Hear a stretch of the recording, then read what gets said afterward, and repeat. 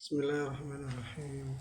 Assalamualaikum warahmatullahi wabarakatuh.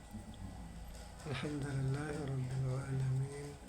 Assalatu wassalamu ala sayyidina wa maulana Muhammadin wa ala alihi wa sahbihi ajma'in. Amma ba'd. Rabbi shrah li sadri wa yassir li amri wahlul 'uqdatam min lisani yafqahu qawli.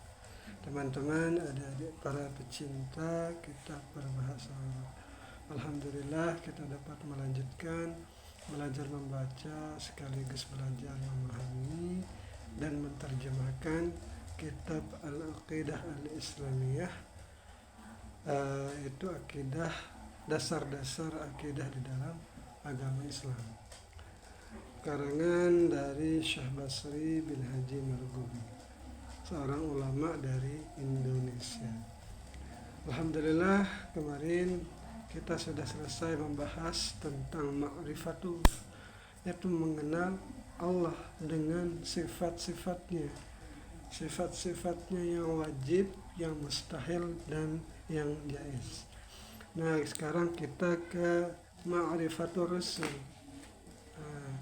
Kita akan mencoba mengenal para Rasul, mengenal dengan dari sifat-sifatnya, sifat-sifat wajib dan sifat mustahil serta sifat jaiznya. Nah, tanpa perlu berlama-lama, mari kita mulai. Bismillahirrahmanirrahim. Qala al-musannif rahimahullah, nafa'ana Allah ta'ala bi ulumihi fid dharain, amin ya rabbal alamin. Ma'rifatul Rasul. Jadi ma'rifat itu artinya mengenal, dan Ar-Rasul ini jamak dari Rasul. Jadi mengenal para Rasul. Soal sin. Jika kita ditanya seseorang, apa pertanyaannya? Manir Rasul? Siapakah para Rasul itu? Nah, kita akan menjawab. Jim jawab, hum unasun arsalahumullahu ilan nasi. Oh, mereka para Rasul itu adalah para manusia yang Allah telah mengutus para Rasul itu ilan nasi, kepada sekalian manusia, yaitu di zamannya masing-masing. Nah, karena banyak Rasul serta banyak kaum yang dipimpin dengan generasinya masing-masing. Nanti akan disebutkan di bawah ini. Kenapa Allah utus para nabi itu kepada para rasul itu kepada para manusia? Liya'budullaha, agar para rasul itu mengajak kepada menyembah Allah Subhanahu wa taala. Selain itu, wa yubashiru man ata'ahu bidukhulil jannati, dan para rasul itu memberikan kabar gembira kepada orang yang taat kepada Allah Subhanahu wa taala. Dengan apa diberikan kabar gembira? Yaitu dengan dukhulil jannati, yaitu dengan masuk surga, masuk kepada surganya Allah Subhanahu wa taala. Selain itu, untuk apa lagi diutus pada rasul itu? Wa yukhawifu man kadzabahum ma'asahum bidukhulin nari. Jadi pada rasul itu memberikan ketakutan, atau memberikan wanti-wanti, atau memberikan peringatan. Jadi khawifu ini artinya memberikan rasa takut.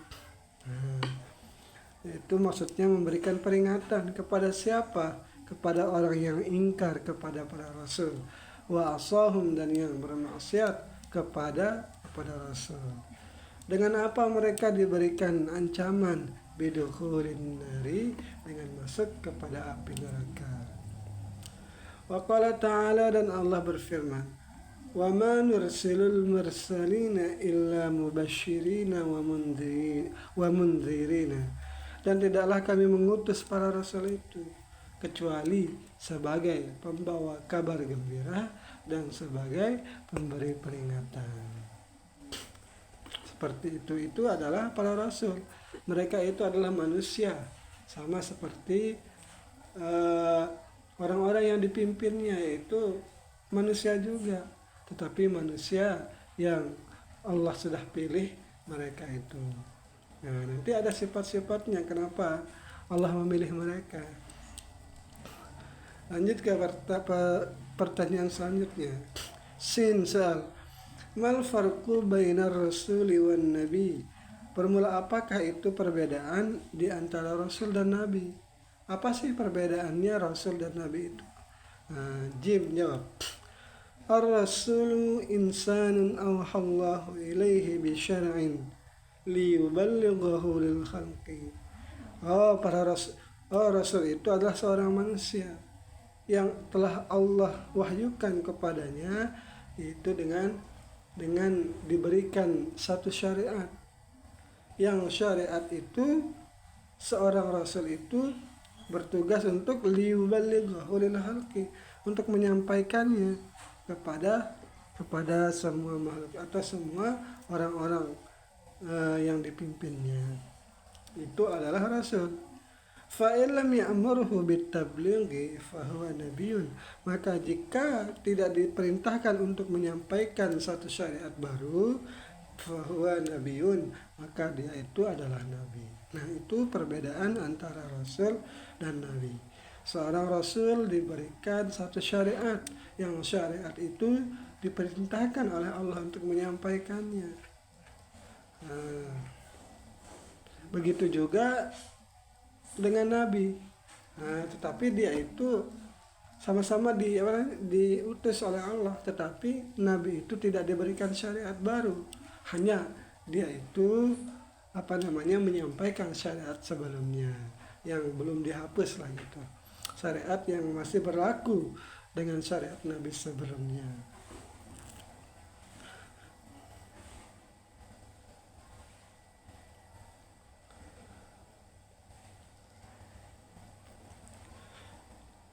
Lanjut. Sin soal ma adadul anbiya'i. Berapa jumlah bilangan para nabi? Siapa yang bisa mengetahui jumlah para nabi? Tidak ada yang bisa mengetahuinya, karena jumlah nabi itu sangat banyak sekali. Jawab, la yumkinuna an na'rifa adadahum ajmain. Tidak mungkin bagi kita untuk mengetahui jumlah keseluruhan mereka para nabi itu. Wa inna ma yajibu an na'rifa asma'a man dzakarahumullahu fi kitabihil aziz. Jadi karena tidak mungkin kita untuk mengetahui jumlah mereka, nah hanya saja yang wajib bagi kita itu untuk kita mengenal atau mengetahui nama nabi, nama-nama, artinya hanya saja wajib kepada kita itu untuk mengetahui nama-nama yang Allah sebutkan mereka para nabi itu di dalam Al-Quran. Jadi karena saking banyaknya nabi itu, kita tidak akan bisa mengetahui jumlah mereka. Yang wajib kita ketahui nama-nama mereka itu, yaitu nama-nama nabi yang Allah sudah sebutkan di dalam Al-Quran. Siapa mereka yang disebutkan dalam Al-Quran? Wahum khamsatun wa asyrun. Mereka para nabi dan rasul itu ada 25 orang. Mana saja 25 orang? Pertama Adam. Adam ini untuk nabi atau sekaligus manusia pertama yang Allah ciptakan. Manusia yang Allah ciptakan. Sekaligus nabi pertama.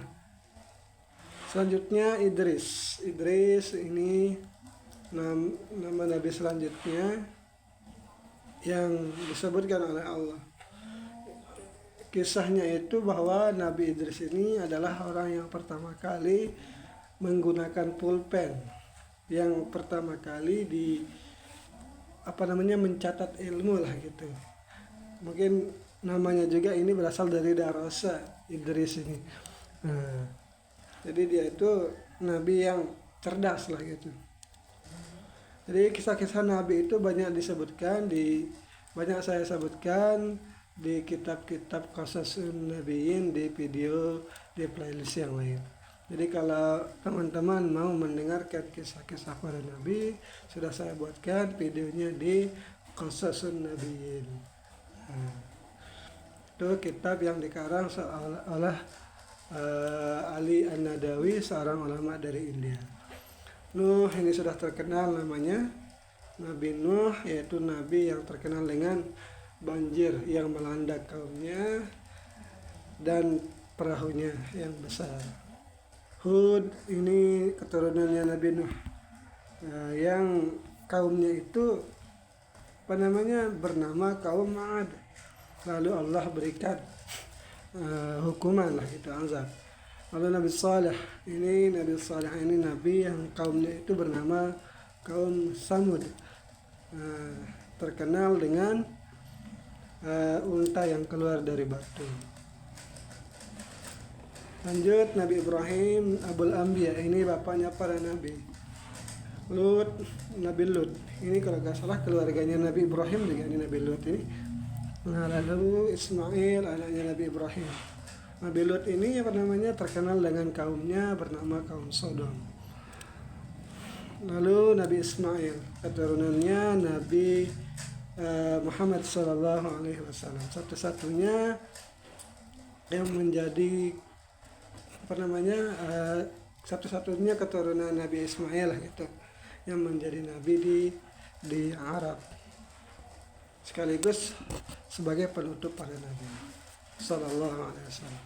Lalu Ishaq ini saudaranya Nabi Ismail, lain ibu, antara Siti Hajar dan Siti Sarah. Wa Yakub anaknya Nabi Ishaq itu, wa Yusuf dan Yusuf. Ini kisahnya Nabi Yusuf adalah diklaim oleh Al-Quran sebagai sebagus-bagus kisah. Nah, begitu juga dengan cerita Yakub, berarti kan karena dia ini satu masa dia. Lalu Nabi Ayub yang terkenal dengan sakitnya beliau. Lalu Syuaib ini sedikit kisahnya, tetapi beliau ini hidup bersama Nabi Musa ketika Nabi Musa melarikan diri dari kejaran Firaun. Lalu Nabi Musa terkenal dengan nabi yang diberikan izin oleh Allah dapat membelah lautan. Harun ini saudaranya Nabi Musa. Zulkifli ini kalau nggak salah ini nabi yang nama lainnya itu Nabi Ezekiel itu ini. Daud ini seorang nabi yang mempunyai raja, Sulaiman anaknya Nabi Daud, yang terkenal dengan kekayaannya yang berlimpah, dapat mengerti dan dapat mengkontrol binatang-binatang dan angin lah gitu. Ilyas ini semua nabi ini Zulkifli, Daud, Sulaiman, Ilyas ini semuanya ini diutus kepada kaum Yahudi ini. Yunus ini terkenal dengan kisah dimakan ikannya. Zakaria ini nabi yang hidup bersama Maryam dan Nabi Isa. Yahya ini anaknya, Isa adalah anak dari Maryam. Muhammad alaihi wassalatu wassalam. Jadi ini semua nama-nama nabi yang disebutkan oleh Allah di dalam Al-Quran. Nah, ini yang bisa saya sampaikan. Mohon maaf bila terdapat kesalahan. Sekian, assalamualaikum warahmatullahi wabarakatuh.